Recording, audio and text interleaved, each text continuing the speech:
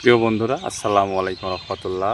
আমি এখন এই যে গমের জমিতে, প্রিয় দর্শক বন্ধুরা, এই যে কি সুন্দর লাগছে প্রিয় বন্ধুরা, দেখেন গমগুলো পুরোপুরি এখনও পাকে নাই, তারপরও রঙগুলো কিন্তু স্বর্ণের মতো।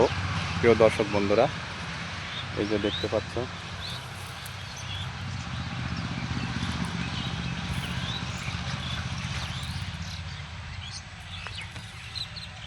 এই যে এক একটা বাইল, আমরা আঞ্চলিক ভাষাতে বাইল বলি, এই বাইলগুলো কত সুন্দর হয়েছে প্রিয় দর্শক বন্ধুরা, দেখতে পাচ্ছ।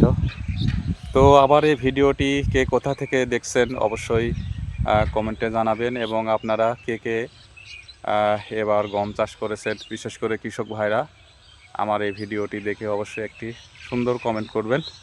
আসসালামু আলাইকুম রহমতুল্লাহ।